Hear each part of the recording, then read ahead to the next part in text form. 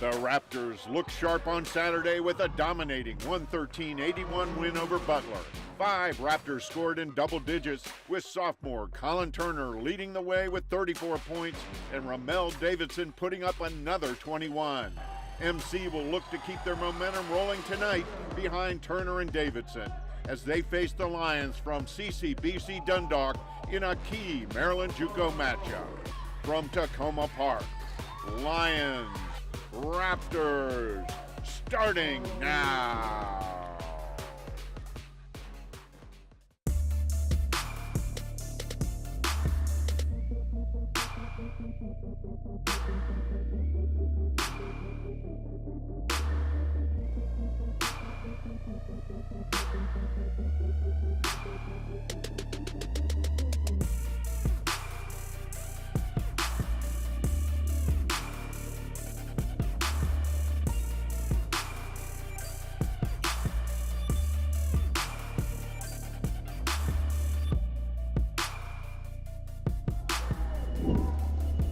From Falcon Hall on the Tacoma Park Silver Spring campus of Montgomery College, Montgomery College Television presents NJCAA Men's College Basketball with the Montgomery College Raptors taking on the Lions from CCBC Dundalk.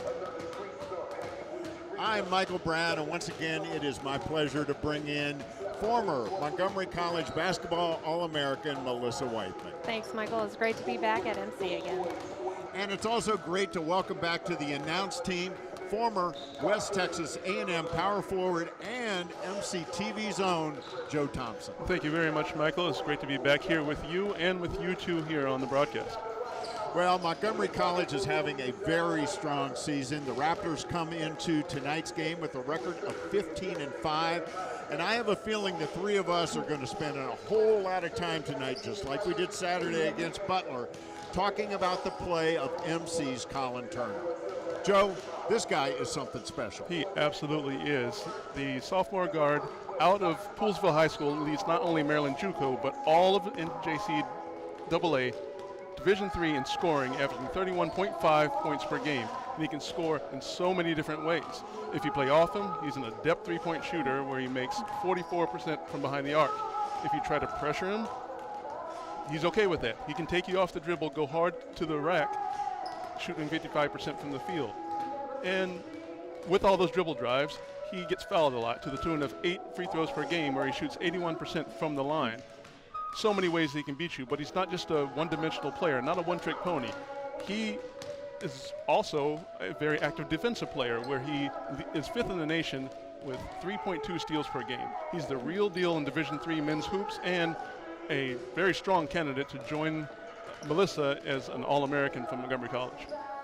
Now, obviously, Montgomery College is not 15-5 solely because of Colin Turner. He gets a lot of help out there. And Melissa, I think the recent return of Ramel Davidson from his knee injury has helped turn the Raptors' big three into a big four. No questions asked. He's definitely a spark for the team. As we saw on Saturday in the Butler game, he adds another dimension with his length and his ability to get to the rim, averaging 10 points a game, 6 rebounds, and 2 steals. Along with Davidson, we have sophomore guard Afana Ofer, who's second on the team in scoring with 13.6. And we have freshman forward Freddie Harris, who leads the team in rebounding with 12.7 a game while adding 11.5 points a game. And with the way the Raptors are looking right now, it seems as if maybe there's not a team out there who might want to face them in the upcoming postseason.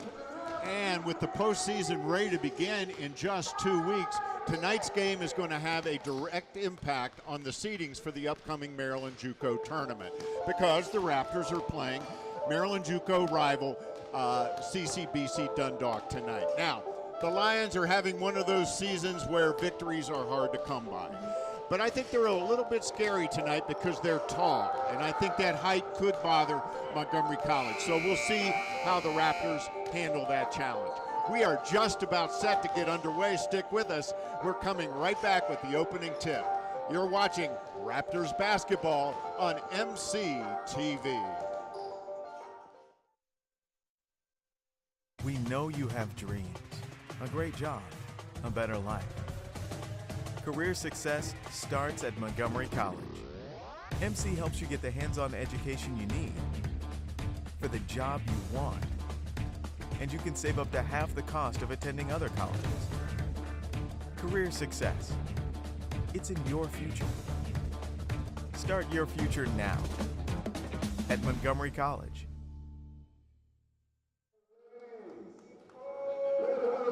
And welcome back to Falcon Hall on the Tacoma Park Silver Spring campus of Montgomery College. Michael Brown alongside Melissa Weithman and Joe Thompson. We're just about set to get underway. Let's take a quick look at the starters for Dundalk. And their starters are Lamar Eastep, Devin Mosley, Richard Hibbert, Davon Aline, and Harvey Page. Dundalk's head coach is Jerron Taylor, and his assistants are Gus Durr, Rodney Harrison, Daryl Perry, and Len Smack. And let's take a quick look at the starters for the Raptors. Number 1, Chris Johnson. Number 2, Tyron Crawford, Colin Turner, Afana Ofor, and Ramel Davidson. The head coach of the Raptors is Keith Bird. He's in his 3rd season at Montgomery College. His assistants are Jamal Wise and Elliot Headley. And we are all set to go. There we go. There's the jump. It goes to the Raptors.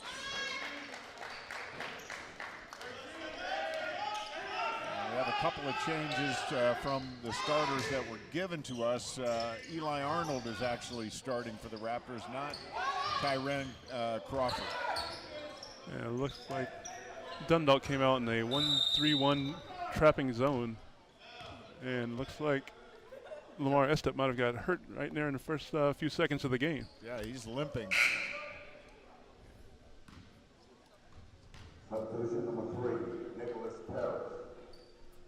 So let's take a quick look at the head-to-head stats. And anything jump right out at you, Joe? Yeah, the first thing I thought of is Dundalk, even though MC outscored Dundalk by an average of 22 points a game, in JUCO play, they're doing a lot.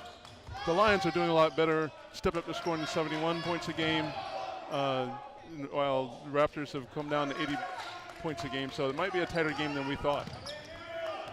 Yeah, on paper, it looks like the Raptors should roll. They lead in every important statistical category, but head coach Jerron Taylor airs a bucket as the Raptors get on the board first. But Jerron Taylor told me his team had been playing better of late, and he's optimistic about the balance of the season. But as we said in the pregame, wins have been tough to come by for this team. They've been in a lot of games, but they've had some bad mistakes at the end of the games. There's a 3 by number 5, Richard Hibbert. And Hibbert is the leading scorer on Dundalk, averaging 13 points a game. And Dundalk's using that long, lean, the length of their tall players out there to really get out and get in the passing lanes. Missed by Davidson, rebound by number 23, Harvey Page. Dundalk, of course, from the Baltimore area, part of the Community College of Baltimore County system. There's a drive off the rim, no good. Rebound to Freddie Harris. Eli Arnold with the basketball.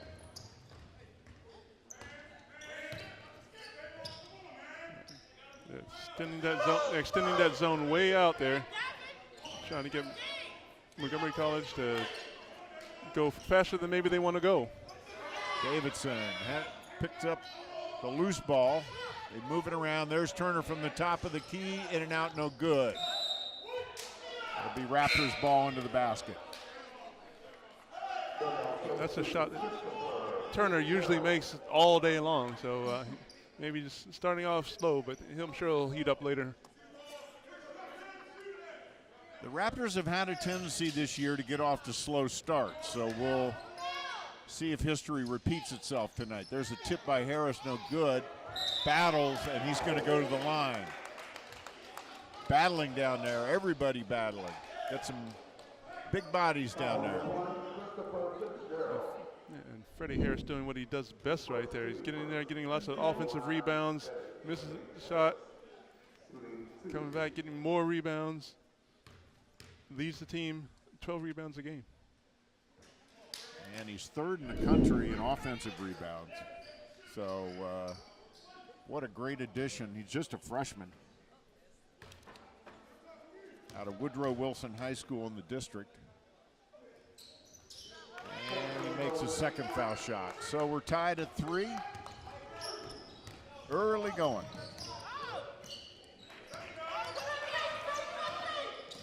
And Parrish is in there, Joe. Nicholas Parrish, who we heard may not play tonight, or he's in there. There's the shot off the rim, no good. Rebound to 0-4. Oh, there's a steal. Number 20, Christopher Fitzgerald with the steal. And that's where that length of long limbs, long arms, gets in those passing lanes, makes it hard for the Raptors to get the ball up the court. Now, Melissa, how do you handle a situation like that where you've got those long arms getting in the passing lanes? What's a good way to counter that? You definitely got to split the defense for sure, but with the long arms, you definitely have to walk to the pass. Go to it. You can't wait for the pass to get to you. If you wait, it ends up in turnovers, as we see here from MC. And Joe, what kind of zone is Dundalk running? Well, seems like they're running a three-quarter court 1-3-1 zone where they're extending the floor, making it hard all the way up and down the floor for the Raptors to get up the floor, using that length again to get in those passing lanes, trying to trap and get the Raptors to go faster than they want to go. And it seems to be working to some extent, except for the offensive rebounding. Ramel Davidson crashed the boards there to put back Colin Turner's miss. So Turner off to a little bit of a slow start, 0 for 2.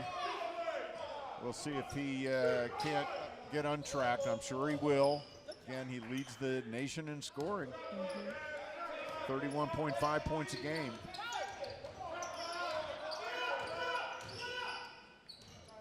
There's a steal. Go. Ahead to Turner. Missed it. Yeah, he had trailers right there. He could have looked to drop it back behind him to one of his bigs following. That was a tough layup. Raptors off to a slow start from the field, just 2 for 9. There's a bucket. Number 2, Devin Mosley. And with every made basket, it gives Dundalk an opportunity to set up that zone and start trapping again. 0-4 on the baseline. What's the call? Blocking. Very physical into the basket, guys. A lot of talking going on. Baseline drive right there by 0-4. Defense didn't get set in time, so it gets a block call. Arnold to 0-4. High pass. Harris saved it. Arnold drains a 3 from the corner. Raptors on top 8-7. That's their first lead. I'm sorry, their second lead again. They scored the first bucket of the game. Kick out from inside to out, and that's something they need to do, is work the ball inside and out, get the defense moving. Steal by Turner. To Harris. Strong move, he's fouled.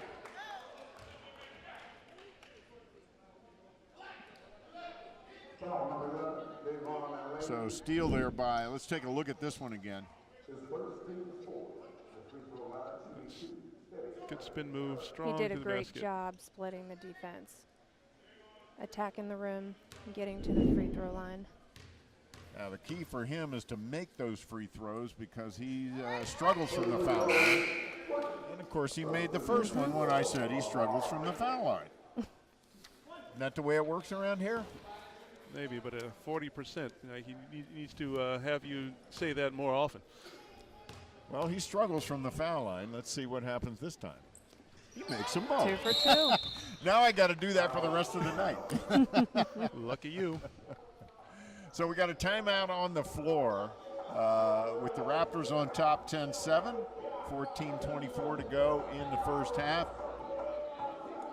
Yeah, you know, as we take a look at the Raptor huddle, and now we see the Raptor, you know, Maryland JUCO is having a mascot challenge going on right now.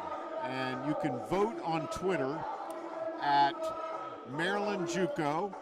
And right now, the Raptor is in a contest against the Cardinal from CCBC Catonsville.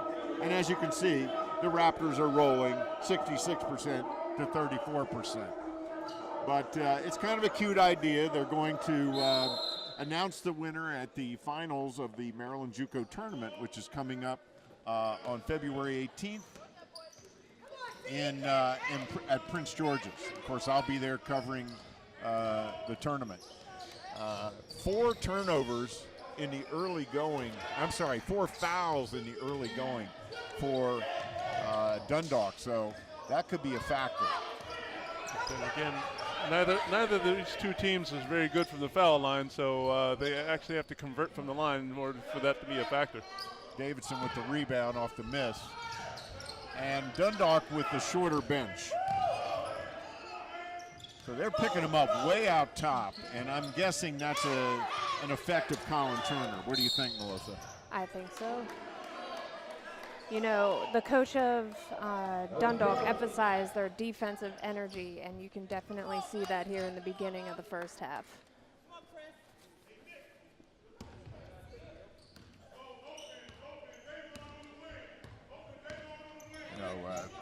Thinking back to the Butler game, we didn't see 4 fouls in the entire first half. That's right. We only saw 2 fouls in the entire first half. There's an over and backcourt violation. You know, if the Raptors continue to be aggressive underneath the basket, I think we'll be seeing a little bit more fouls. Yeah. But with this 1-3-1 zone and extended as far as it is, they're going to have trouble just getting it anywhere near the basket. Yeah, it's they have really got to be sharp with their passing. That they trap very quickly off this zone. Boy, Harris could live at the line tonight. You know, I think Harris has it figured out that every pump fake, Dundalk's off of their feet. If he continues faking them out, he'll get all his points from the free throw line. And he's in the early going, he's 3 for 4 from the line. So. And one thing I'd like to see him do more of is once he gets it down there, to gather himself up with strength, use that power and the long arms he has, power it up to the glass so he can not only get to the free throw line, but start getting some and ones. Yeah, get some and ones. Yep. That way he's not shooting 2 foul shots, he's only shooting 1.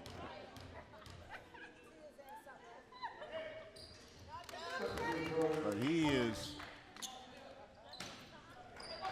strong in the lane, real strong in the lane. Raptors are extending their pressure full court as well, so this could be a little bit up and down game here. The Raptors don't press that often. They use it strategically, and normally they use it when they're falling behind. Right now they have a 4-point edge. Yeah. Good look. A good look there at Jerron Taylor, the head coach of Dundalk. He's in his 5th season, as Melissa said.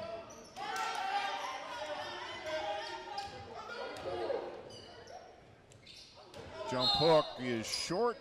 Nobody touched it. It'll be Raptors ball. A strong, patient post defense there by Ramel Davidson, just staying in front, not letting him get around him and making him shoot over the top. I think he might have got a hand on the ball too. Yep. And it looks like Dundalk dropped their defense back to possibly an extended 2-3, almost a matchup. Yeah, they've dropped off.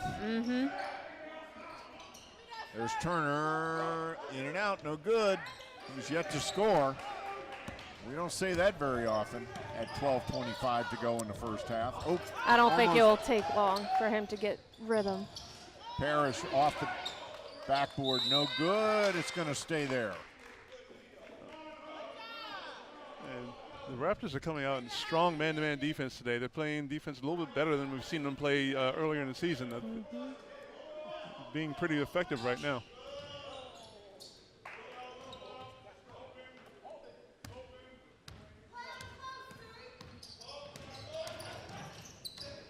Weave out top. Here's Parrish. They're switching some of those screens. Good ball movement, but there's a travel. Travel called on number 23, Harvey Page. That was good team defense. The way they're crossing, they were letting the person on the ball through to get past any screen, switching on some of the screens. That's just good team defense and good communication amongst the players for the Raptors. And that travel was the 4th turnover of the first half for Dundalk.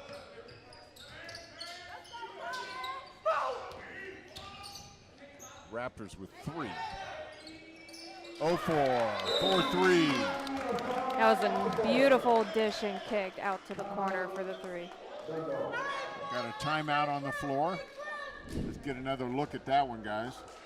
See a little dribble penetration, kick it out to the corner for the 3, wide open. When you draw the defense in with the dribble penetration, then you have a kick out for a wide open 3.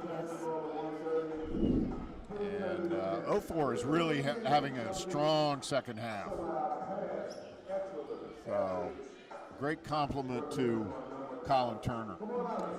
And as he gets more confidence, he'll shoot better from the 3 than he has been during the season, which extends the defense out and gives more space for some of the people like Ramel, for Freddie Harris to work down low.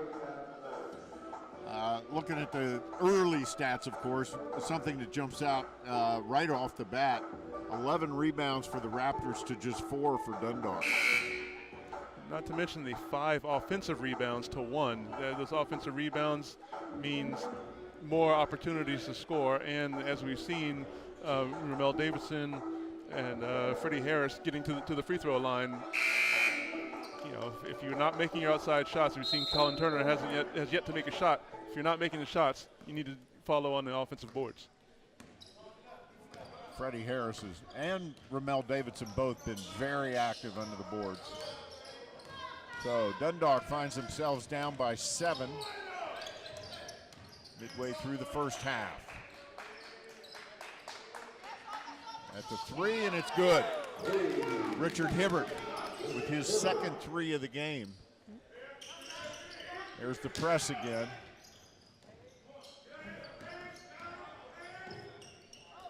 Turner from the corner, and he gets his first bucket of the game. And that gets him off the schneid. And Melissa, as somebody who was very adept at shooting the three-pointer, you know all you need is that first one to go down. You start getting the feel for it. A shooter keeps shooting. Eventually, you'll get your rhythm. That's it. There's a bucket. So Lamar Mitchell, second leading scorer on the team, coming in and wheeling and dealing, spinning in the lane. There's a steal. And the alley-oop, oh, not well executed. A lot more alley than oop. Yeah, there wasn't much oop there. more of an oops. And there's Arnold took the charge. It was not called on the drive by Hibbert. Off the back of the iron. It's a good idea right there for Dundalk to kind of slow it down. The game is getting up and down, lots of turnovers. Like, let's have a good offensive possession, calm it down, see if we can get a good shot off. They almost turned it over right there at the top of the key. Nothing but air on that one. And there, number 20, Christopher Fitzgerald, made no doubt about that one. 6'7", long arms, get up in the air. got that loose ball and was able to flush it through. Into Davidson, drives, puts it up, no good. Harris with another offensive rebound. There we go. There you go, Joe. That's what you were talking That's about. what I was talking about. Sometimes when you get down low, you know the arms are going to be coming at you, trying to knock the ball out of your hand. You have to go up strong with 2 hands, get it up to the rim, get it up, and give yourself a shot. And you see right here, he gathers himself with a power dribble, is able to take the abuse and go up strong, and then a little eyeballs there saying, you know what, I'm going to be here all day. I'm Freddie Harris, and I'll be here all day. So Ramel Davidson taking a break for the Raptors. Carl Brown has checked in. And also in for the Raptors is Tyren Crawford. Carl Brown already starting on a good foot. Came in, got the rebound off of the free throw, and now he has a chance to put in 2. As you look at, as we saw him sneak in there to get that rebound off the free throw, he's the same thing. He's got such a big body. He needs to use it better. He needs to gather that ball up instead of trying to flip it off the glass. Exactly. Give it a little power dribble, gather up your strength in your legs, go up strong, and try to go through any defender that's coming at you. And of course, that was the 7th team foul on Dundalk.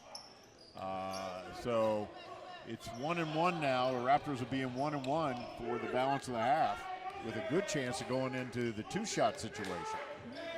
All they need to do is keep attacking, and they'll get there really quickly. Now it looks like MC dropped into a 2-3, came out of their man defense.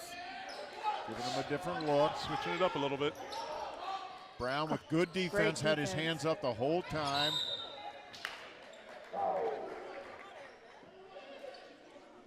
And Harris is fouled again. Guess he'll be going in the line again. Good defense, good box out. He gets the ball. A little slap down on the arm by Harvey Page, and Harris will be back at the line again. Harris already with his 4th rebound. 4 rebounds, 4 points. Seems like he's had A whole lot more than that. rebounds than that, doesn't it? Yeah, he's all over the place tonight. Ramel Davidson with 3 boards for the Raptors. And he missed the front end of that 1-1. Yeah, that's one of the things, one of the Achilles heels for the Raptors. Only shooting 64% from the free throw line. Yeah, they can get to the line a lot, but they have to make them at the line if they want to do some damage once it gets to postseason time. Yeah, they need to improve that number going into the postseason if at all possible. Free throws become so important in those postseason games. There's a long 3 by Estep. That cuts the Raptor lead in half. Double team on Carl Brown on the entry pass.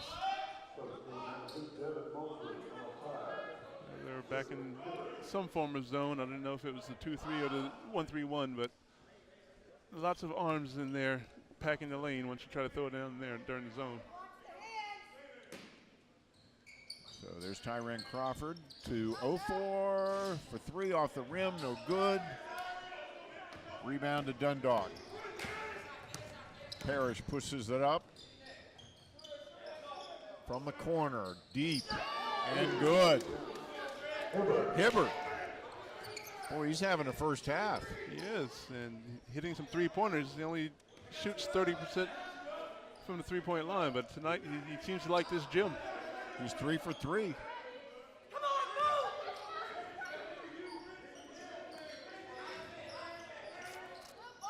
Tyren Crawford, that's going to be short. Good follow of his own shot. Don't see enough of that, do you? Where a guy will follow his own jump shot. But that's how he picked up. That's why he's going to the line, because he did follow. He went and grabbed the ball and got sandwiched right there. And since MC's shooting 1-1 for the rest of the half, I'll take any chance I can to get back to the free throw line. Exactly. One more foul, they'll be shooting 2 every time. Yeah, yeah, with a lot of time left. Exactly. So attack, attack, attack. Get to that line, and even if you don't make it on the line, you get the other team in foul trouble. They'll have to play more passively. Crawford missed. These are the shots the Raptors need to make, these foul shots. Particularly, you hate to see a guy miss the front end of a one-on-one. Exactly. You're giving up opportunities to score, not even just the score itself. Hibbert, again, this time he's long. That's the first three he's missed. So this is Parrish.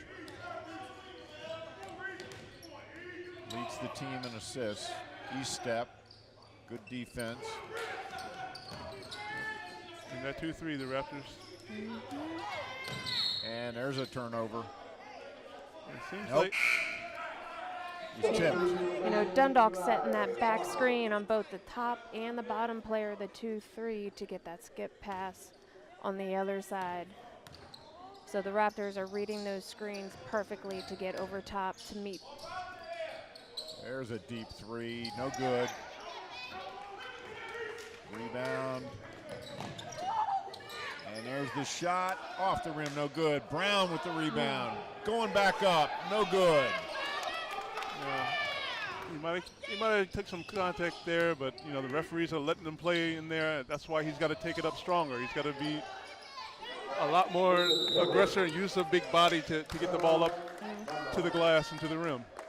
Well, Hibbert just gave Dundalk the lead with that putback.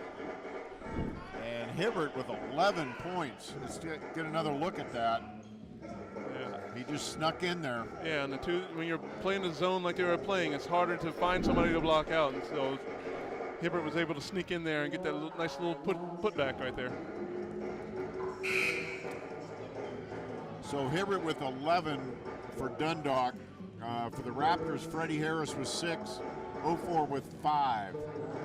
Big story, I guess, would be Colin Turner with just 3. One for Colin 7. Turner, his specialty is the 3. Shooter's always got to keep shooting. He can't give up. Eventually, he'll get into his rhythm, and then I have no doubt that he won't meet his average tonight. Right. I think maybe one thing he might want to try to do is try to do some more dribble penetration. Maybe get to the line here and there. Picked up the rebound. There's the drive and the score. Sometimes, like if your shot's not going, start driving to the basket, get more into the flow of the game. You'll start feeling the touch.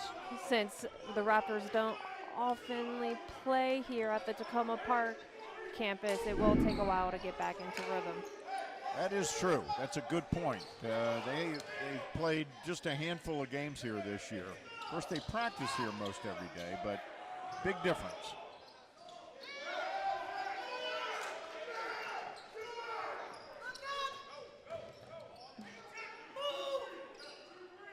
So, Ramel Davidson running the point.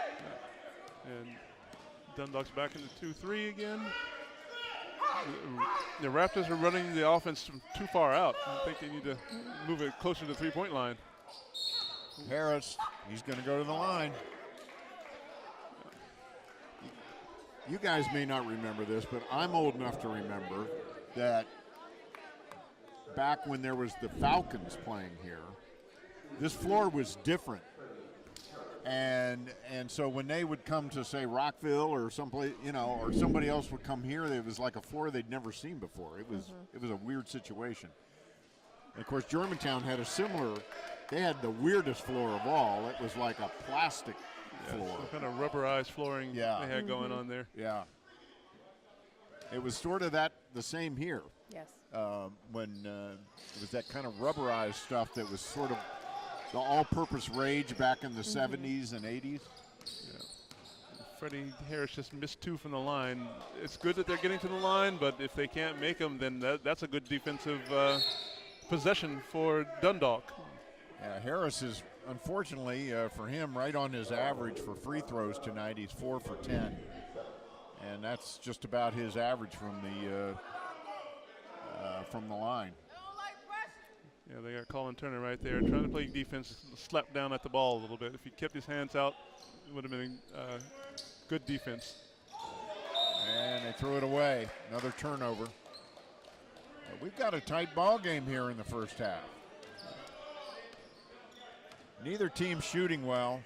Raptors shooting just 29% from the field to 34 for Dundalk. Got an overload situation for the Raptors. 5 guys on one side of the ball. Arnold, that's his second 3 of the game. And when you overload the floor like they did, it's usually you're playing 4 on your team or 5 on your team to 4 on that side of the court. So somebody's going to be open. Raptors 4 for 13 from 3 so far. Missed rebound to Ramel Davidson. Raptors running. Turner through traffic, tough shot. 0-4 with the putback. And Colin Turner draws so much attention that everybody's paying attention to him. That gives someone like Ofer a chance to get in there and get an offensive rebound.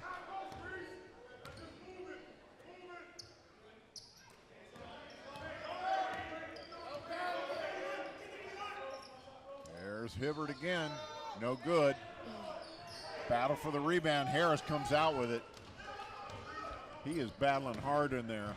Arnold kicks it. Turner. No good. Harris. Over the back on Harris. Yeah, they're going to call him for that. That's just the second foul of the half for the, or I'm sorry, the third foul of the half for the Raptors. Yeah, looks like Nobody with more than one as we have another timeout on the floor. And Keith Bird, the Raptors head coach, not happy with that call. Yeah, I don't know if he's complaining about the over-the-back call, if there was something else on that dribble drive by Colin. Turner with 5 points. Yeah, that's a questionable over-the-back call. Yeah, that's definitely questionable now that you see that great replay. Hibbert definitely had position on that box out. I think Keith Bird had a legitimate beef there. Yeah, it's like Hibbert had position, but at the apex where the ball was coming down, like they were both jumping pretty much straight up. It's a judgment call. You know, the referees, they see it the way they see it. So. Yeah, of course they don't have the benefit of the slow-mo replay like not we do. at all. Not at all. They see it with what they see from where they are, and we can sit here and armchair referee, but it's a hard job, so they're doing the best job they know how. Chris Johnson in for the Raptors. He has been out for a while, so it's good to see him back in the lineup. And he had been the starting point guard until he went out. Eli Arnold took over and has done a really great job. But it's good to see Chris back out there. That helps the depth for the Raptors heading into the postseason. Again, that postseason is just 2 weeks from tonight. Starts 2 weeks from tonight, Maryland JUCO. Of course, that'll be followed by the Region 20 tournament, the districts, and then nationals. There's Turner. There's Turner. He's working hard. And one of the things he's great at is being able to drive into a lot of traffic, a lot of people a lot bigger than him, and being very creative but under control creativity to be able to split the defense and get the ball up off the glass. Ooh, missed a foul shot. That's rare. He's over 80% from the foul line. But the Raptors now with a 5-point lead with 2:26 to go.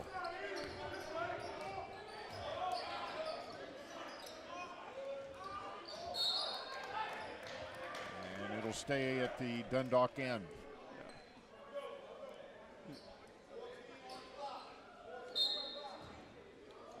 Well, Maryland JUCO, which starts, I mentioned earlier that Maryland JUCO starts in 2 weeks.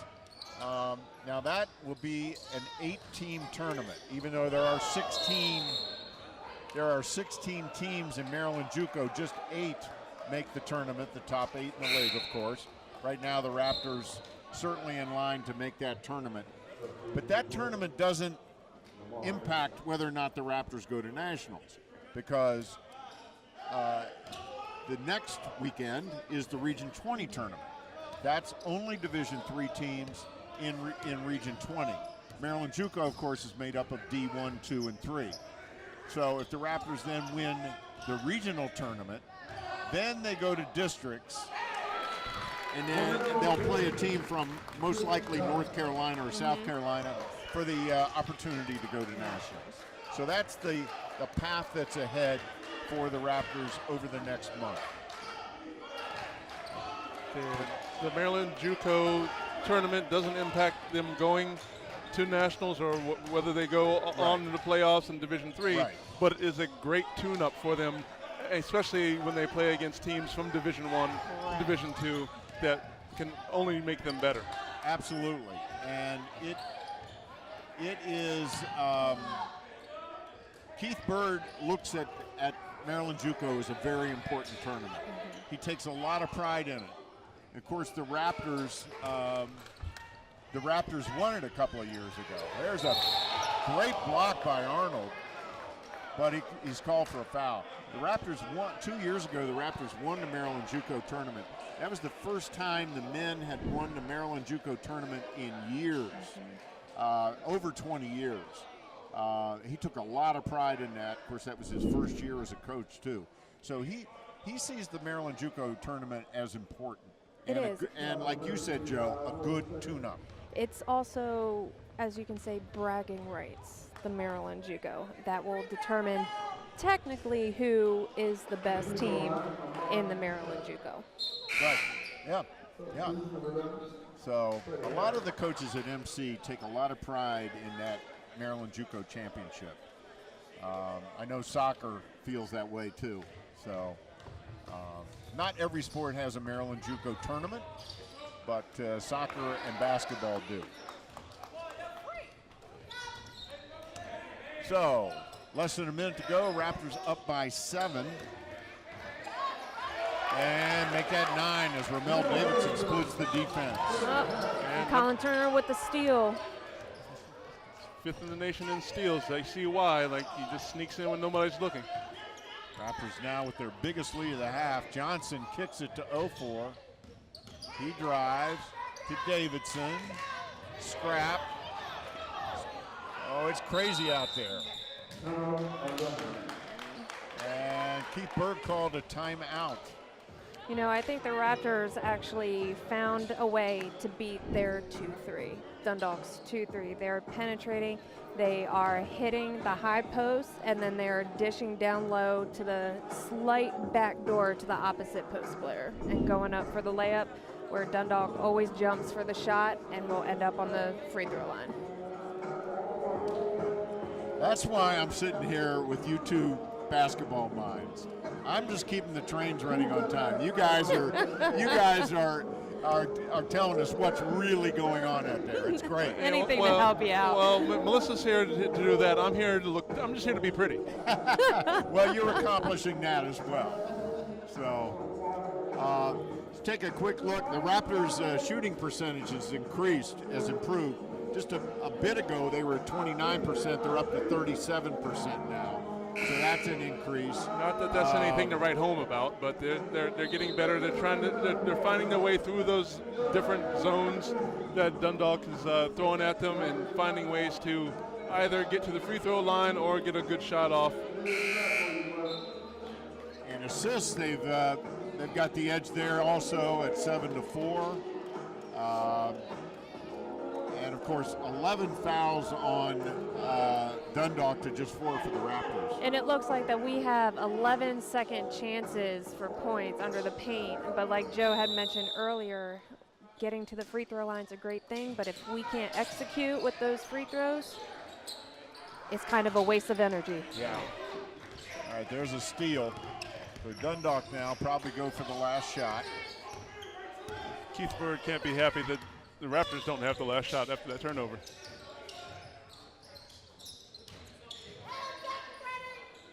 Shot from the corner, and it's good. It counts. It counts.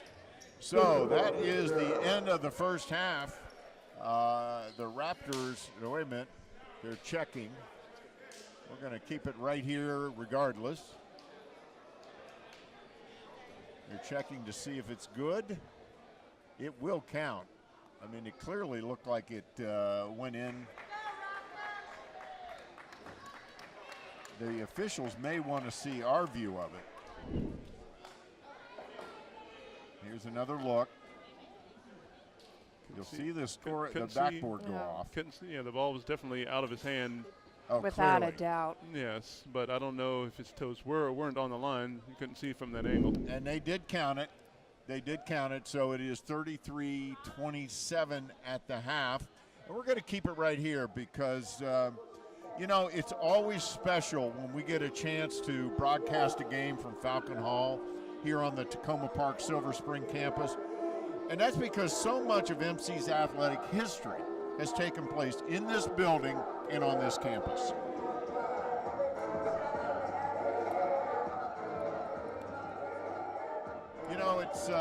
It's always special when we get a chance to broadcast a game from Falcon Hall here on the Tacoma Park Silver Spring campus because so much of the athletic history at Montgomery College took place right here on this campus and in this building. On September 16, 1946, Montgomery Junior College held its first classes in the evenings at Bethesda Chevy Chase High School. Established as a night school, the college adopted the moniker Knights for its athletic teams. That first year, the college fielded football and basketball teams, and in 1947, Frank Rubini, or Rube as he was known, became the college's first athletic director. The college moved into its Tacoma Park campus in 1950, and success in football followed quickly.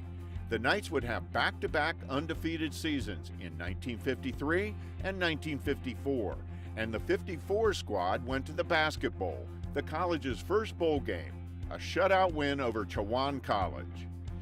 When the Rockville campus opened in 1965, the Knights' name shifted to the new campus, and a new era began as Tacoma Park became the Falcons.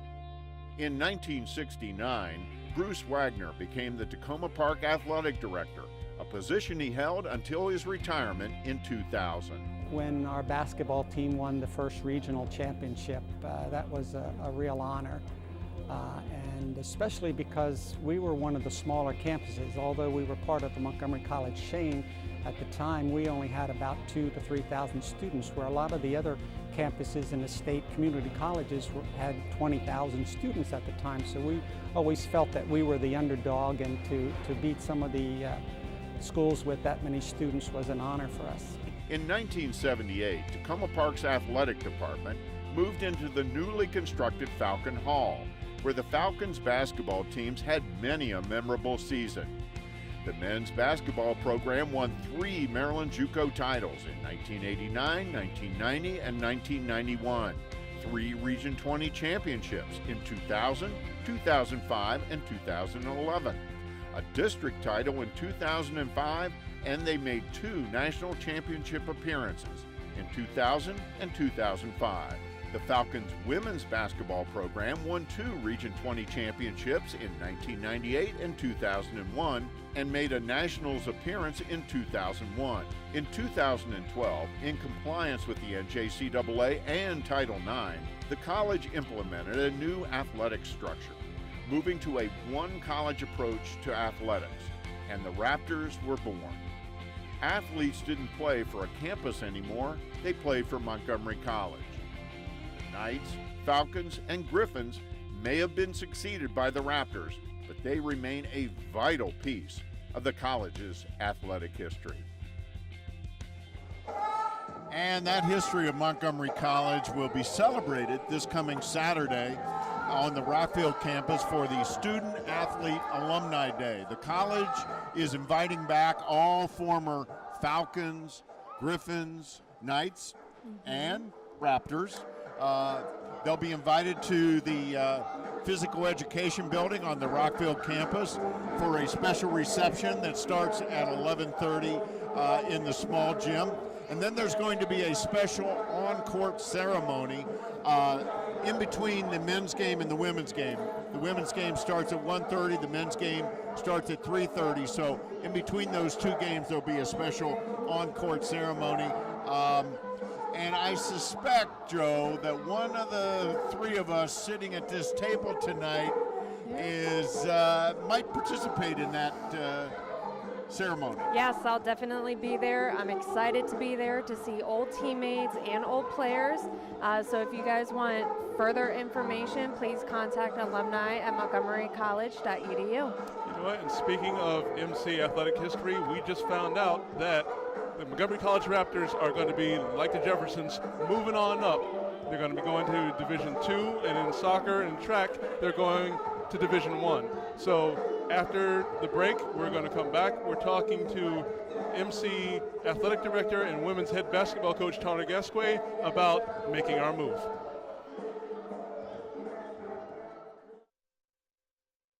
One, two, three.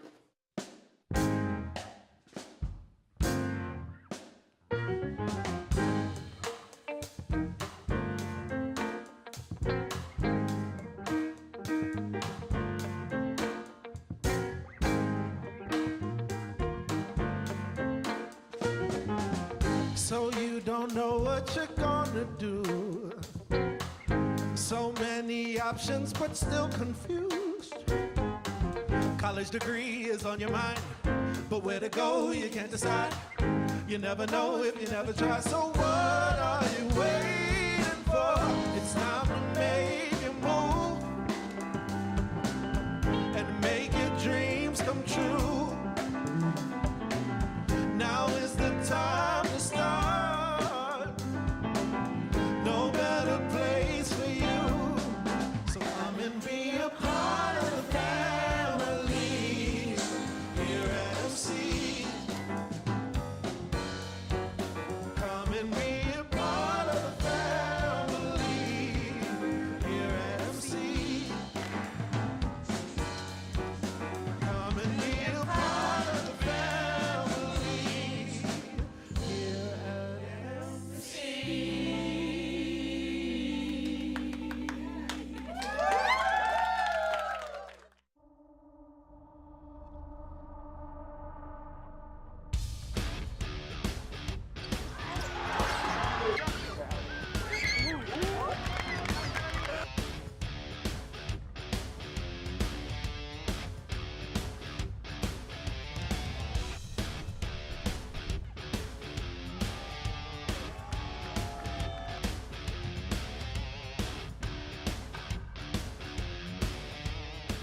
We know you have dreams, a great job, a better life. Career success starts at Montgomery College. MC helps you get the hands-on education you need for the job you want.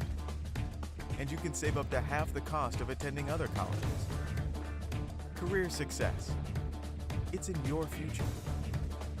Start your future now at Montgomery College.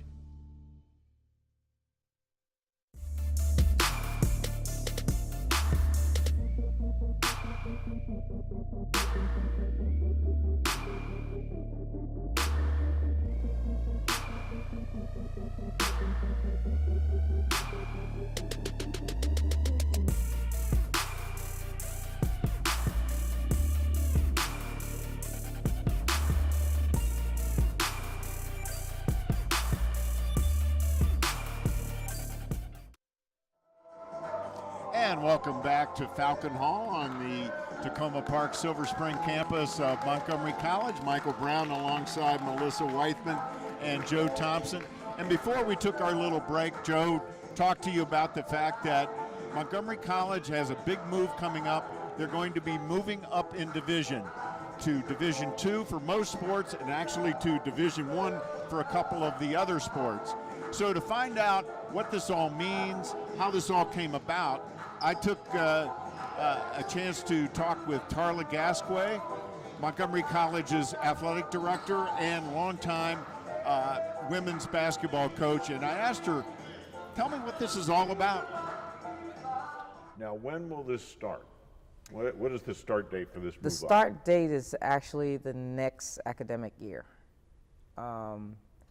So I would expect that the soccer players coming in could potentially be offered aid. Soccer players at the fall sports and so forth for the next fall, which will be fall 2018. That would be a possibility. We're still working out the details. There's a task force that's been formed by the Senior Vice President, Dr. Monica Brown, with all of the areas that could possibly be involved for us to discuss that. So we'll determine what can be done in the first year. I think it's going to be a phased approach. We'll start out with probably less aid in the first year, a little bit more in the second and more in the third, in terms of a 3-year until we kind of phase in. And at the same time evaluating, are we achieving the goal that we thought we were in terms of increasing the number of student athletes from Montgomery County in particular. Division III, you can give no aid at all. So that's very simple. Division II, you can give tuition and books, and that's it. Division I, you can give tuition, books, and housing. So you can help pay for housing, basically. So that's the difference between the three. I went to see a recruit last night, and or a potential recruit. I went to watch a game. And I had to remind myself that, you know, if you get asked that question, you can say there's a possibility. To me, that's exciting right there. I mean, with all of the coaches, that's been their response. It's like, oh, you mean we can actually tell them that we could possibly do something for them? How little it may be, but at least we can do something. That increases the options of getting them to even come to see you, to come and sit with you and see the program. So I think if there's anything exciting about that is that. It's all, you know, and also being able to get more Montgomery County kids. For the longest, we've had to, you know, talk to students from other counties just because Montgomery County student athletes were not interested. We couldn't really give them anything. So if that's what they were looking for, and in a lot of cases, they want to know they can get some form of aid because being an athlete, a student athlete, is not an easy job. At this level, a lot of our student athletes have to work. You know, they have to work to supplement what they have. They have to work to eat. You know, so it's not unheard of for them to have to work around their work schedules to be able to come to practice and so forth because they don't have the funds. If you were able to give them something to help them with tuition or to help them with books, you know, that's huge because then I don't have to work as much to buy my books, you know, for example, especially those that don't necessarily qualify for financial aid.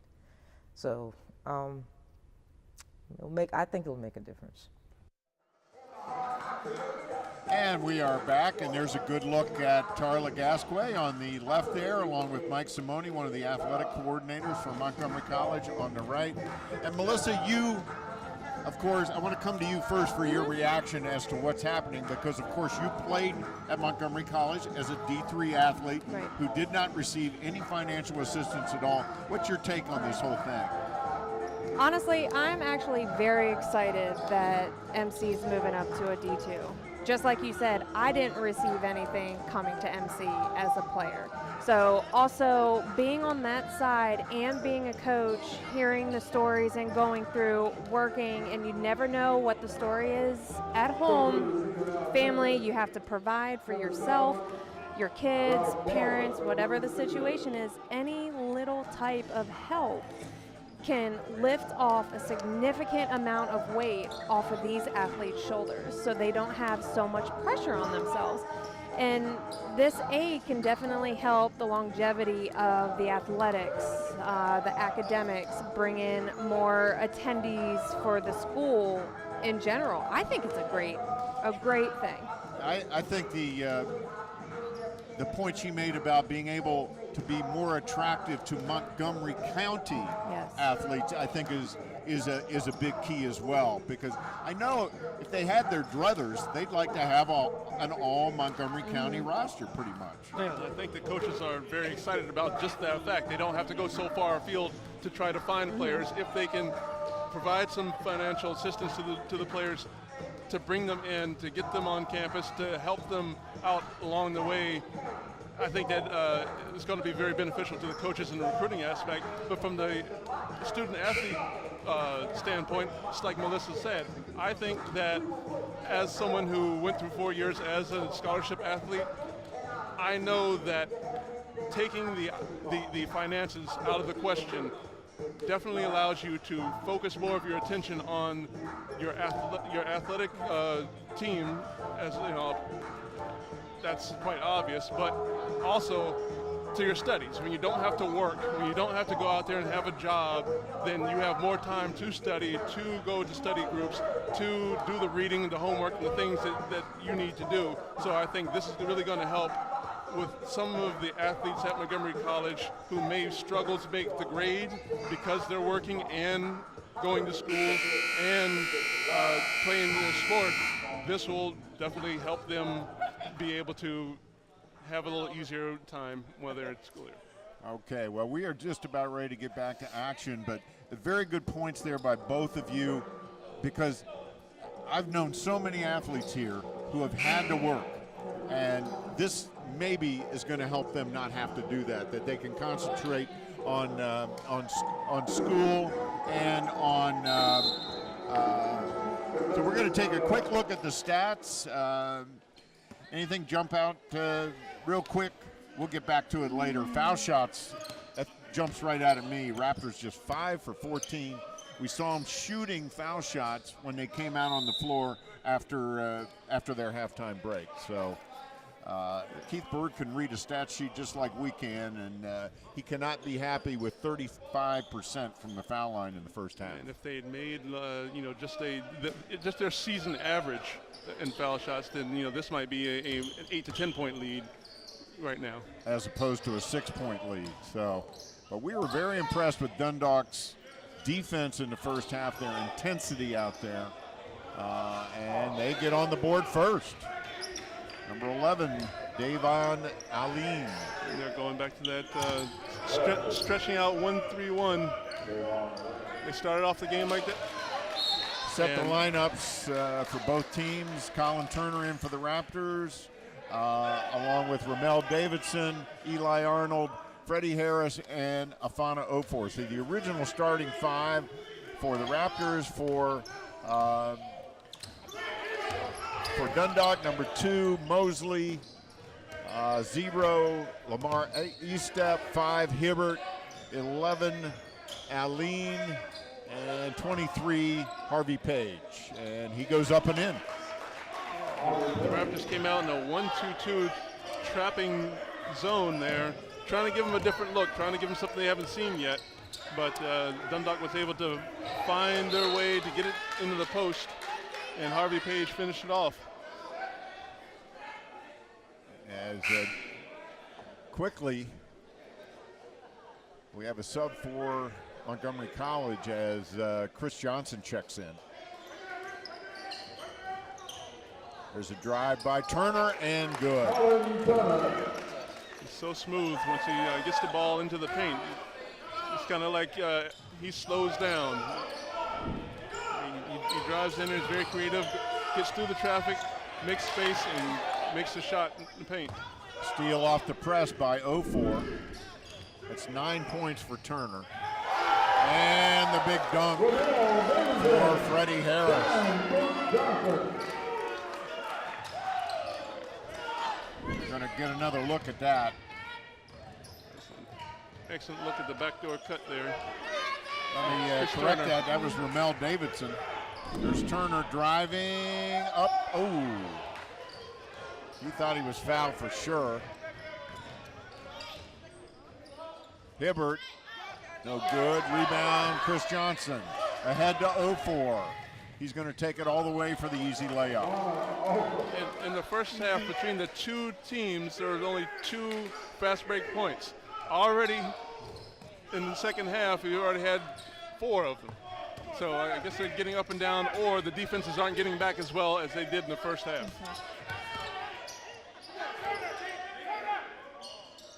Oh, nice defense there by Freddie Harris. Got his hand in the passing lane.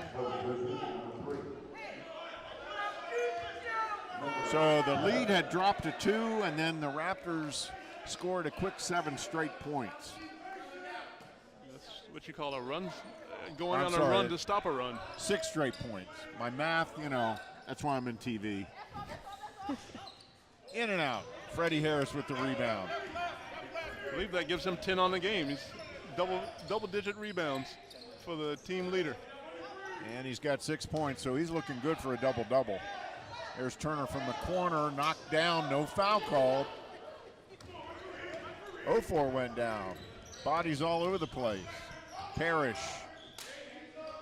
East step for 3. Sometime tonight, these Raptors are going to learn to put their hands up on defense, especially on the shot. Turner. Good ball movement. Over to Turner. He's open. The shot, no good. Harris again with the rebound. Turner again. And I believe Harris just hit his average for reboundings, I believe. That's his 11th rebound. And as Melissa said before, if you're a shooter, what do? You keep shooting. So you get kicked out, you miss one, you fire it back up again, and boom. Boom. Nothing but net. What's that quote? You always miss 100% of the shots you don't take. Absolutely. And trust me, I know how he feels.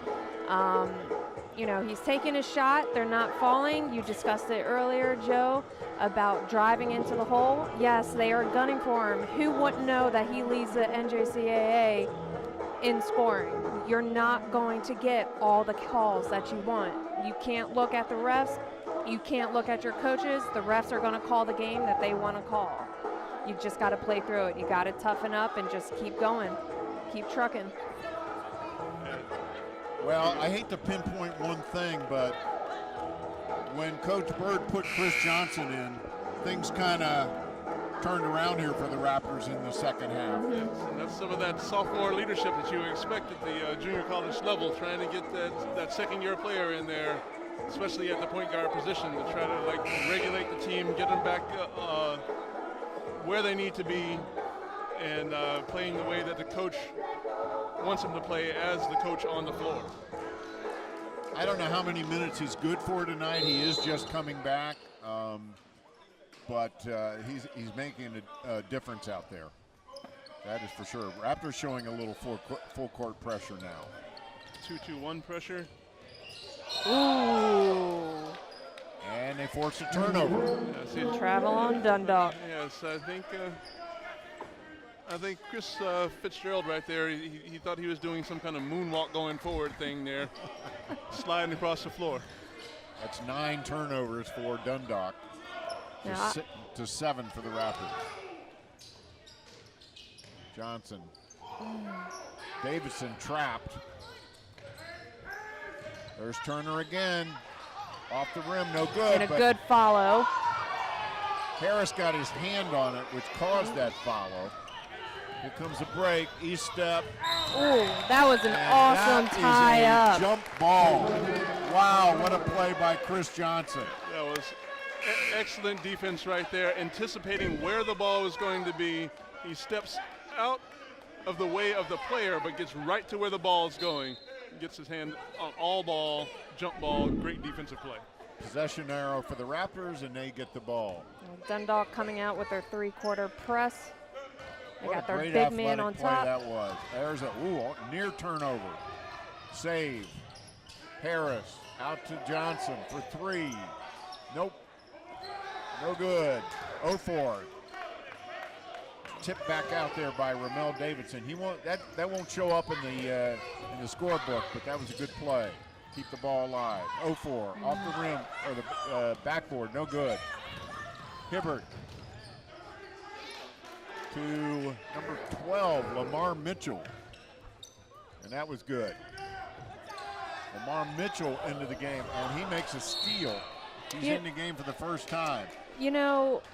A pet peeve when a team is pressing, these across-court diagonal passes are not going to work, especially when you're playing against a team that is taller than 6 feet. And so what you need to do is get the ball, instead of cross-court, get it to the middle. You can attack either on the dribble or pass it to the other side. Yes. What it is, but trying to go across court against long arms, quick feet like that is not going to work very long.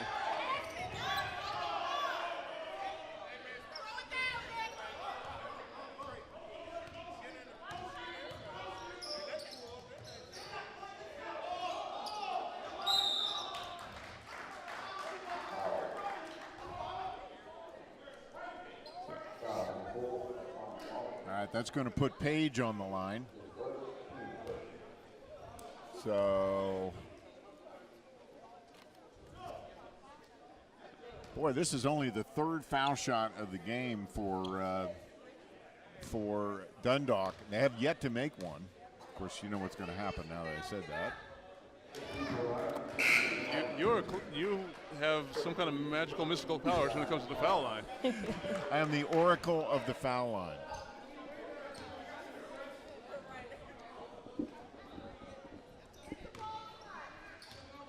Harvey Page is a sophomore.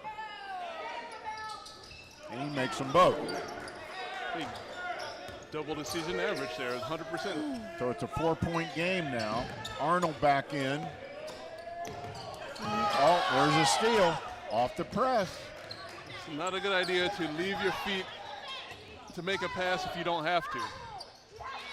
And there's a nice teardrop by Hibbert. Boy, he is he's the leading scorer for Dundalk now with 13 points.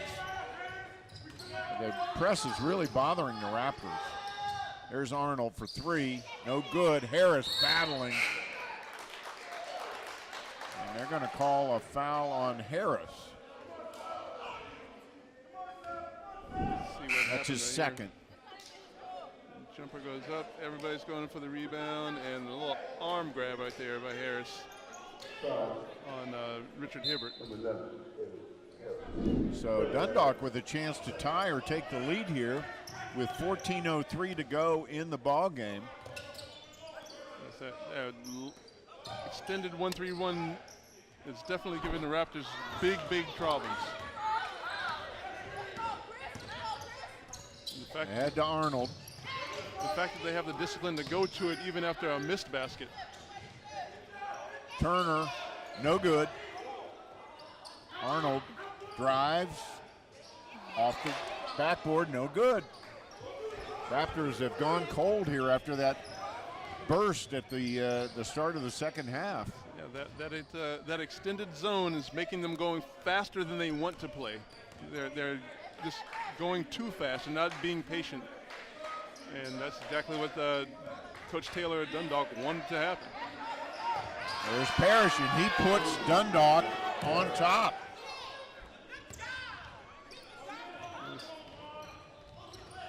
So Dundalk with their first lead since midway through the first half.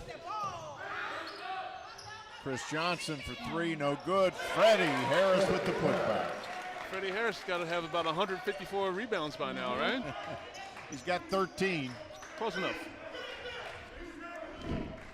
And he's got 8 points. And nobody from Dundalk put any kind of body on him at all, so it makes it really easy to get that rebound. And there's a save. Fitzgerald, no good. And that'll be Raptors ball. And there's a push. I'm surprised that was not called.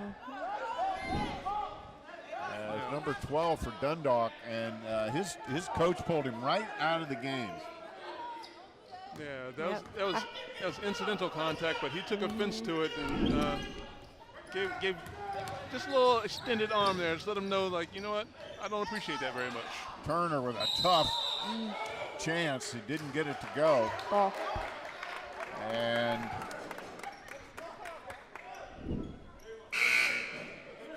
it'll be Dundalk ball. Raptors with a 1-point lead. And I gotta say, I think we're all a bit surprised at the moment. Yes, the Raptors just haven't been able to handle that 1-3-1 pressure, that long arms extending into the passing lanes. They haven't been able to handle that, and that has allowed Dundalk to get back into this game. Well, we did talk in the pregame about Dundalk being a long team and that it might bother the Raptors, and sure enough it is. As Page puts Dundalk on top with 11:50 to go in the ball game. Turner. There's another turnover. Chris Johnson with the save, but he saves it right. Oh, there's a block by Ramel Davidson.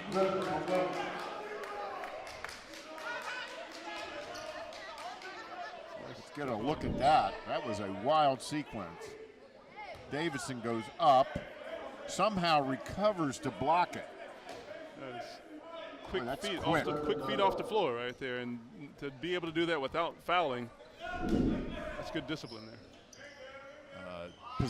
Possession arrow went to Dundalk, so they got the ball back. Raptors head coach Keith Bird is pacing the sidelines unhappily. Not happy.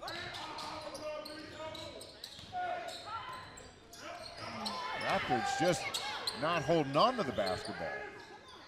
No, And they're defense is- looking a little rushed out there. They really are.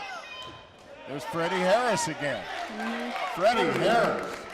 Yeah, this game would be a lot different if Freddie Harris weren't doing the work on the boards that he is. Boy, that is for sure. Right now, he's got about 14, 15 rebounds right now. Without those offensive boards, like, they would be definitely behind. Like you said, he's definitely keeping the Raptors in the game right now.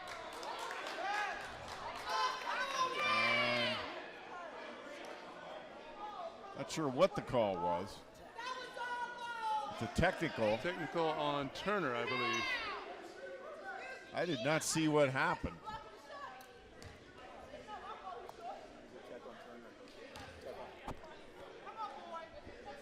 Not sure why the call was made, but that puts Parrish on the line. He may have said one of the magic words. I don't know. What do you think, guys? You know, a lot of times the referees don't, they will put up with certain things, but they won't put up with everything. And like you said, maybe he just said the right combination of words that would get him teed up. Because I did not see anything overt. Of course, the action was crazy there. So Dundalk ties it on the Tech, and of course they will retain possession. They'll take it out under their own basket. We're midway through the second half. Raptors led at the break by 6, 33-27. And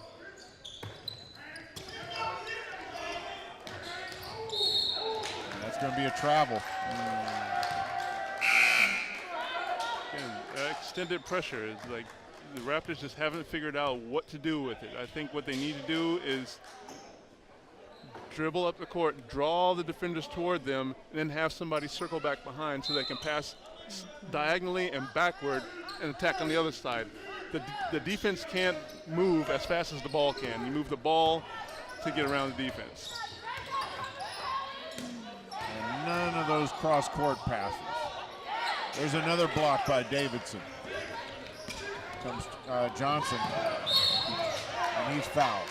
And that's another thing. The Raptors can't give Dundalk the time to set up in their three-quarter trap. Once they pass half court, then they can pull out, reset, and actually get a good play going. That's the first foul of the second half for Dundalk, and they had a passel of fouls in the first half. So, and there's Ramel Davidson with another flush. Looks like the Lions were caught sleeping right there. The Lions sleeps tonight. Little Lion King reference.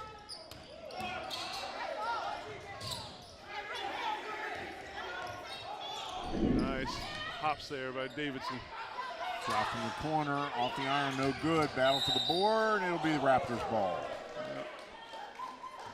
The intensity of this game has definitely increased in the second half. Raptors holding on to a 2-point lead.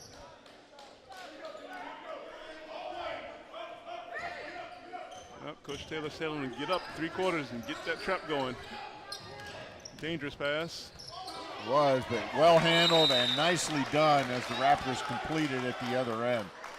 Well, Colin Turner was like a shortstop on that one, Joe. Exactly. He caught it on the short hop right there, and gave a nice little shovel pass down below. Looked like a shortstop starting a double play right there.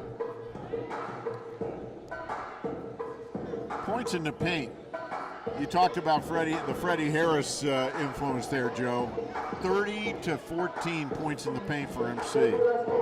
And that's based upon 18 second chance points, which come from 17 offensive rebounds for the Raptors. Now what also sticks out right here is our bench points. Dundalk has 15 points coming off of the bench, and then compared to our 1. And the other stat that really jumps out at me is the three-point shooting percentage. Raptors only hitting 20% versus 38% for Dundalk. Dundalk isn't a team known Dundalk's for their... made 7-5 for the Raptors. Dundalk's not a team that's known for the three-point shooting. They only shoot 26% as a team on the season. So for them to be shooting at 39% for this game, that's a bit extraordinary for them. That's why they're keeping themselves in the game.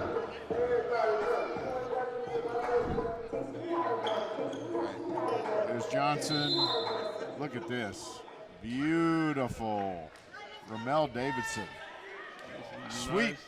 Nice shot in the slow-mo up there. And beautiful replay. Nice angle. Nice job, Jake.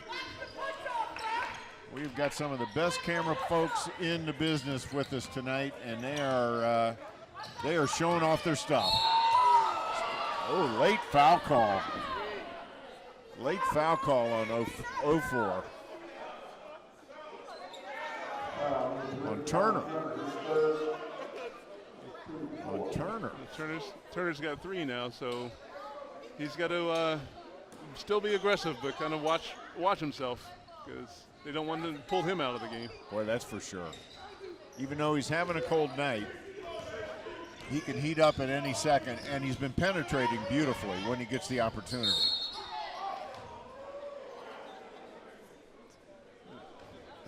That was a strange sequence there by Chris Johnson. It looked like he jumped the pass but didn't have anywhere to pass it to. The bad thing about trying to jump the pass. Stay on the floor until you either have somewhere to take it to, or you're going to get in trouble. Davidson's shot off the mark. Dundalk down by 4.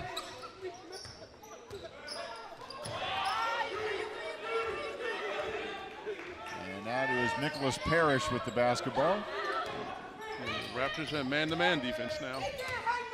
Being guarded by Ramel Davidson. And Ofer is battling in the paint with Page down low, and he's definitely hanging with them on defense. And Colin Turner with the rebound. And for some reason, and I don't understand why they would do this, the Lions have pulled out of that 1-3-1 that was given the Raptors so many problems. They pulled out of it. I'm not sure why they would do that. In it. I'm not sure why they would do that. Until they find an answer for it, I don't know why you because in my eyes, it only looked like the Raptors were only to beat it once. And we got another technical. And that was on number 12, Lamar Mitchell, with the tech. And he's the one who extended the arm a little bit earlier. I don't know if that's part 2 of that dust up or what. But Afana Ofor will be shooting the technical for the Raptors. Afana is a sophomore. Went to Blue Ridge School for his high school years. Germantown native.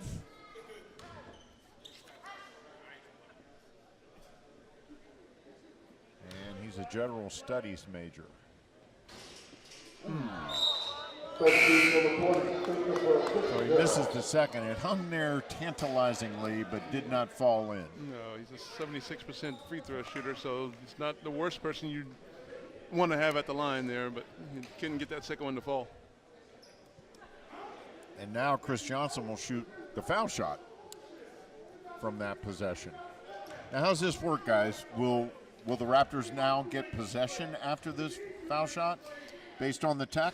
I don't think so, since they shot the tech first. That's done. So now they're shooting the 2 free throws for the foul on the shot. So then if Johnson is to make it, it will be Dundalk ball. Right. Yes, and obviously he missed, so Yeah. they're not going to stop the game. Dundalk They're not ball going again, to yes. stop the game to give the ball to the other team. Right. It's an unusual situation. Raptors just 6 for 18 from the free throw line. 6 for 18. That's 33%. Even I can do that, man. Yes, and that's a lot of points that just left off the board. Yeah. You know, if you talk about 12 more points right there, this game is a lot different than what it is right now. 5-point difference. With 7:51 to go.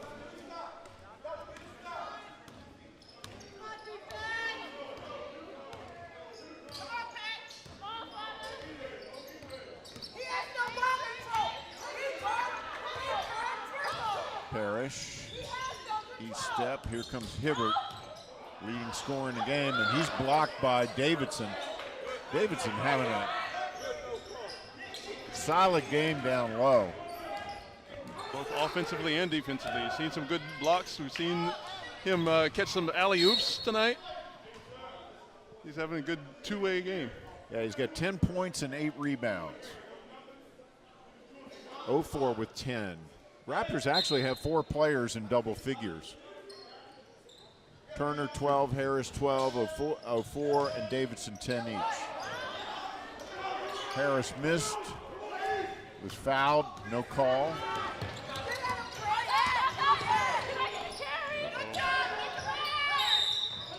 And It should be on the floor with the foul. yeah, it was. No basket. Little push from behind from 04, which might not have been the worst thing to do because they had a 3-on-2 right there.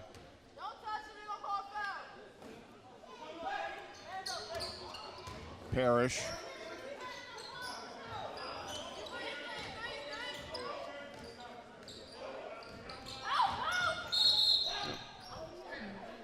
Whistle.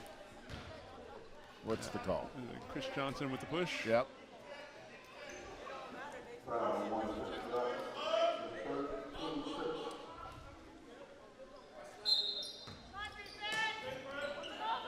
.650 to go in the ball game. Raptors up by 5, and Raptors are going to be well below their season scoring average tonight, if unless something miraculous happens.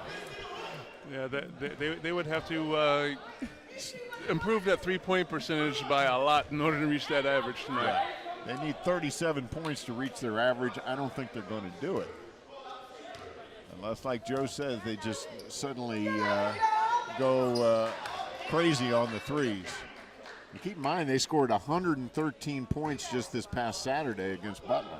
Of course, the defense. Slightly different, Yeah. yes. Yeah. Yeah. Dundalk really playing hard out there. Their coach, Jerron Taylor's got to be happy with this effort. They're a much improved team. He told us earlier that the team at the beginning of the season really didn't know how to play. Like, they weren't playing together, they weren't playing hard all the time, and now he's got them with the knowledge that they have to play hard all the time in every game, and that has made them improve tremendously. They have really bottled up Colin Turner tonight. Knocked out of bounds. It'll be Raptors ball. Still 12 seconds on the shot clock. But this is a very tight ball game. I'm not sure we expected it to be this tight. I know I didn't. But this defense has really been something. Shot clock down to 5. Turner for 3. Off the rim, no good. He's just cold from 3 tonight. He's hit a couple, but 2 for 12 from 3. That's definitely not like him tonight, No, that's no. for sure. No, but they definitely know who he is too. So he Oh, yeah. hasn't got a lot of uncontested shots. He's got a big old red X on his back. Everyone knows who he is. Yeah, there's no secret about Colin Turner anymore. No. He's not catching anybody by surprise. Not that he did, really, but they're going to put some Colin Turner defenses in there. Yep. But that gives the rest of the team to step up and get out of their comfort zone. 16 rebounds for Freddie Harris. He is putting in work. He definitely packed his lunch pail and got in there and doing work. 12 points and 16 rebounds, so another double-double for the freshman. And if I'm not mistaken, he's played every minute tonight. And he's still battling in there. Colin Turner drove down the baseline. One thing I say about his game, for all the accolades that he's going to get, when he drives, he gets ahead up his steam. He's not really looking to pass. Maybe if he starts drawing some defenders, he'll be able to get a few open shots for his teammates. Agreed. That was a tremendous rebound by Freddie Harris there, by the way. Wow. Wait, Freddie Harris got a rebound? Fana 0-4, in and out. And Harris, another one. Freddie just Harris battling. Freddie Harris got a rebound? He is just battling. Yes. He'll have 20 by the end of the game. And there's a timeout on the floor with 4:45 to go. And while we have a moment, like I said earlier in the half, we talked about the rich athletic history here at Falcon Hall, but basketball and football aren't the only sport that saw great success over the years at the Tacoma Park Silver Spring campus. There have always been a wide variety of sports played here. Men's soccer won 3 Maryland JUCO titles in 1976, 77, and 79, as well as a 1980 American Division Championship and a 1993 National Division title. Men's golf on this campus was Maryland JUCO champion in 2000. Swimming, now I bet you didn't remember MC once had a swimming team. They won the district championship in 1989. Men's tennis made it to national championship appearance in 74. While co-ed tennis, man, they were really successful here. They won an astounding 12 Maryland JUCO titles from 1979 to 2002. So very, very impressive. So again, it's a rich athletic history that we celebrate on this campus as we once again congratulate all the athletes, coaches, and staff that made it all possible here. And that, my friends, is Keith Bird's little son. He's about 2 years old and absolutely as cute as a button. He's also got an older sister who is 5, who is going to kindergarten next year. Of course, Keith and his lovely wife, Maria, she comes to just about every game. So, Yeah, hopefully they'll be future Raptors. Yep. So, back to action. In for the first time tonight for the Raptors, Shekinah Mondua. He's their three-point shooting specialist. He's sort of instant offense. Let's see if he can get something going for him. Eli Arnold with a runner, no good. Battles for the rebound, gets it up, no good. More battling. Dundalk. Shekinah Mondua comes up with it. There's Arnold, no good, but Davidson with a way above the rim. Skying up there to get that ball. Man, he was up there. Get another look at that one. Look at this. Getting up there near the top of the square. He was up to the top of the square there, Joe. High flying. All right, so Raptors now with a 5-point lead. 3:33 to go.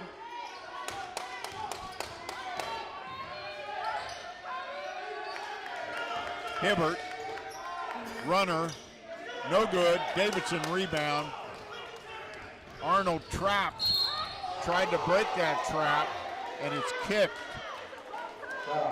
They call a kicked ball. When I look at the course of this game, how Dundalk got back into the game was by extending the defense out, getting out in the passing lanes over three-quarter court and making MC go faster than they wanted to go. Maybe the reason that they have the record that they do at 4-15 is because of the decision to pull back from what has been working for them. Mondua for three, and there you go. That's what I talked about. That's the first three the Raptors have hit in a very long time. You come off the bench, you're cold, you barely warmed up, and you come in and you're firing up threes like it ain't no thing. Anything to get that spark going. Well, he hit the winning shot in last year's Region 20 finals against PG. He electrifies the crowd. When he gets hot and he hits a couple of threes, boy, people really get into it. So we'll see if he has some influence here. Page on the line. And he makes the first one. Raptors with 18 fouls to just 4 for Dundalk. So Dundalk will be in the 1-and-1 from here on out. Possibly the two-shot situation. I think Page might lead the league in rainbow shoes. Yep, those are some beauties. He missed the second. Arnold breaking the press all by his lonesome. Whoa! That almost landed in your lap, Melissa. I would have caught it. Yeah. You did have good hands. Yeah, Always had the good hands. Yeah, I hope you have insurance, though. Yeah. It was coming hard and fast. 2:40 to go in the ball game. Raptors up by 7. Been a very entertaining game. Hard played, hard fought, intense. Oh, Maryland JUCO basketball. And there is an offensive foul called on Arnold. Yeah, he put that forearm out to clear his way. Get his way, back the defense up. You can get away with that sometimes if you don't extend the arm out from your body, but he had his arm almost fully extended out. The referee's going to see that and call it. 7-point Raptor lead. There's a teardrop, no good. And there's another foul called on the Raptors. Let's see who it's on. It's on Freddie Harris. And that's his third. Might be the one rebound he didn't get tonight.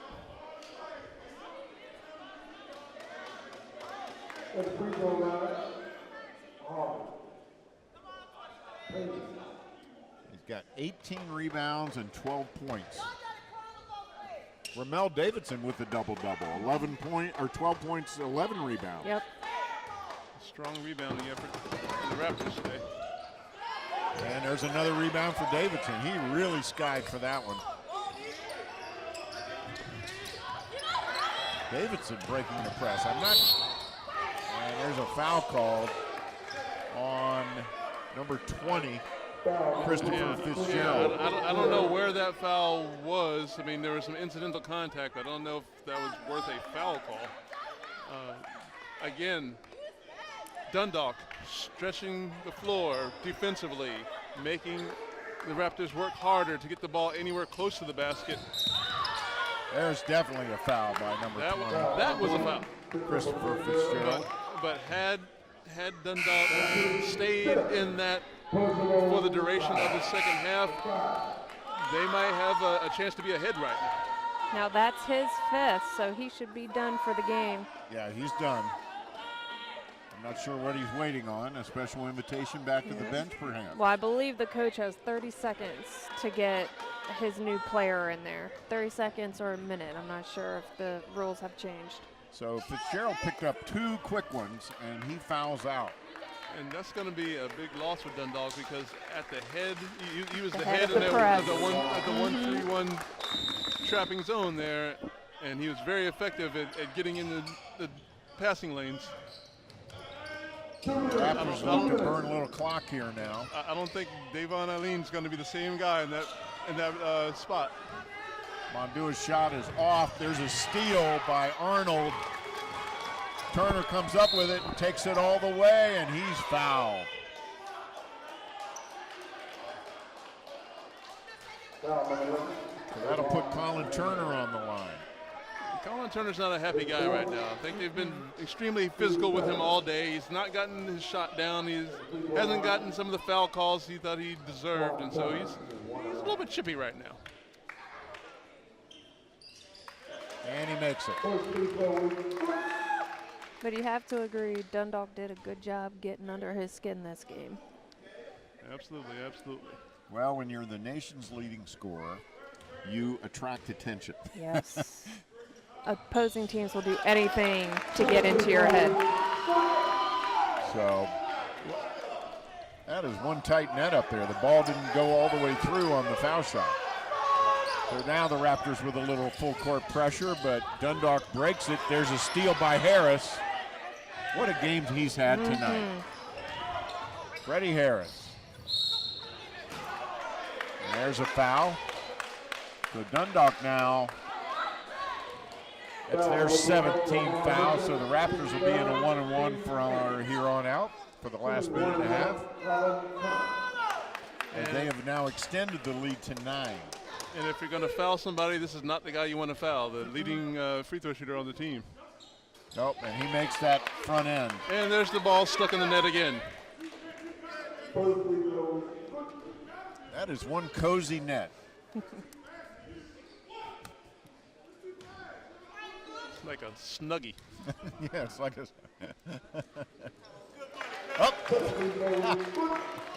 He makes them both. So that extends the Raptor lead to double figures. First time they've had a double figure lead since early in the first half.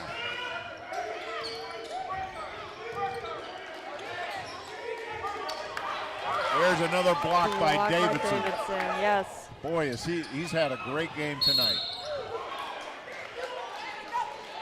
And I believe Mitchell just picked up his 4th. And that'll put Eli Arnold on the line. 19 rebounds for Freddie Harris now. To go along with 12 points, and Ramel Davidson with 12 points and 12 boards.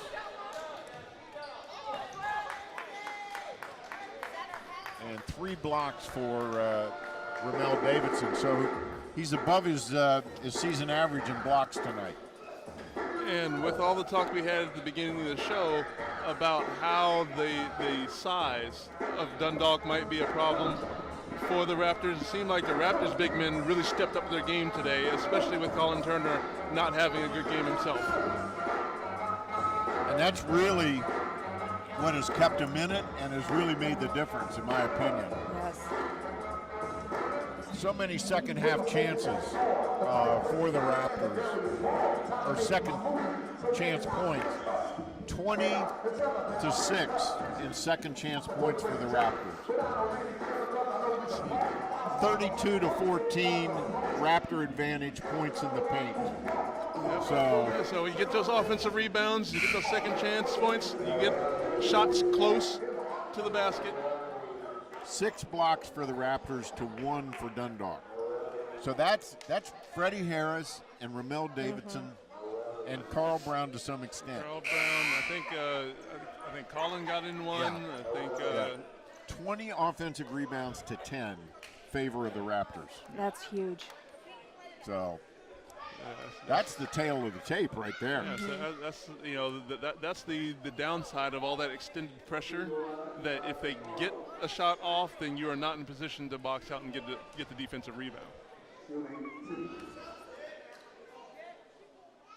Neither team shooting all that well. Dundalk shooting 29.5% from the field. Raptors 33.8%. The Raptors have improved their foul shooting in the second half. That's a good thing, and that's why they're up the way they are right now. Yeah. Successful trips down the line, down the court on the offensive end. And there's the second one, and that pushes the Raptor lead now to 13 with just over a minute to play. And it's interesting that at the end of the game, when you have a lead, instead of backing up and trying to play it safe, the Raptors are actually extending their pressure more than they have at any point in the game. And it is actually helping them to keep Dundalk from getting off a three-pointer to get back in this game. So there's a foul on Eli Arnold.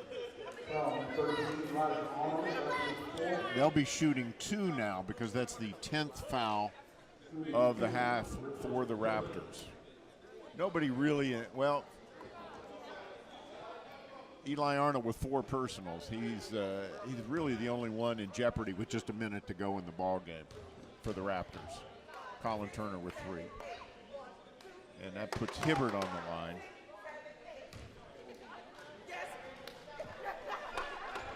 And he's got 14 points to lead all scorers for Dundalk. The Raptors have a lot of scoring balance today. We'll get a chance to talk about that in a second.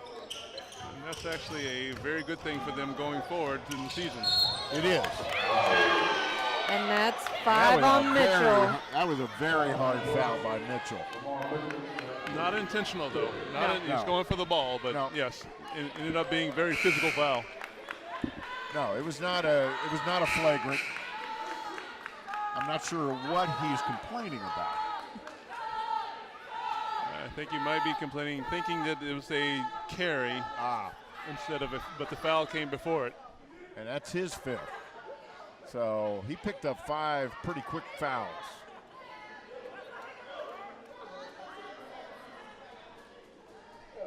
And he'll take a seat. And in comes number 10, Tyrese McNair. So Freddie Harris on the foul line. Mr. Harris has had himself a night.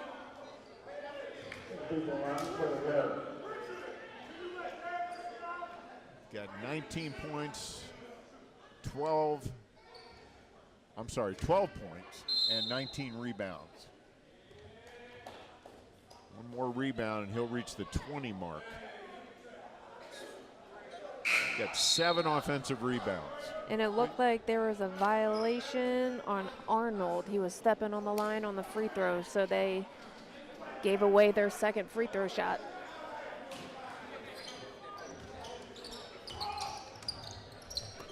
So 50 seconds to go in the ball game, and Arnold comes up with a steal. Comes up with a steal, and he's fouled. And that was a smart play from Ofer. Actually, he called the timeout during the jump ball, so it'll be MC ball coming back in. So that saves a possession, and we've got 47.5 seconds to go in the ball game. It does look like the Raptors will pull this one out, but they have dodged defeat here tonight. Yeah, I think so. I think that they had a lot of trouble with that extended pressure. They were going too fast. They couldn't really get into their offensive sets the way that they wanted to in this game until Dundalk pulled back and went back into more of a half-court look. So that's something that Coach Bird's going to have to work with the team, because when other teams see some of this game film, they're going to say, hey, maybe we should try that. Maybe we should try this too. I think Keith Bird's going to have some coaching opportunities coming out of this game. Yes, handling pressure and shooting free throws, I think, would be the main things. There's a blocking foul on Parrish. So now the Raptors will be in a 2-shot situation. That's the 10th foul of the half for Dundalk. First foul of the day for Parrish. He played a good number of minutes today, so for him not to have a foul, either he's playing really disciplined defense or he hasn't been very defensively aggressive. And Arnold makes the first.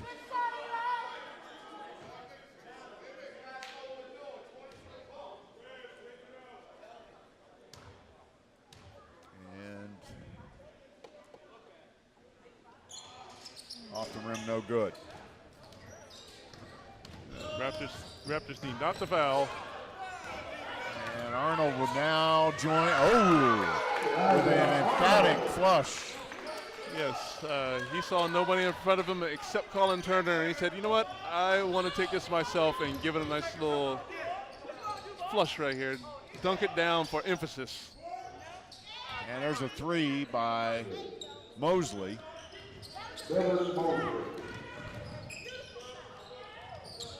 And with that dunk, Arnold joins the list. There's Colin Turner with a three. Yeah. He hits that nice three right there. It'll help him get closer to that average. Yeah, it will. As the Raptors are going to take this one. As the clock winds down. And that is it. As the Raptors take this one 68 to 53. The win improves their record on the season now to 16-5. And folks, what do you think? It's time for us to choose our player of the game. Who do you think we should be looking at, guys?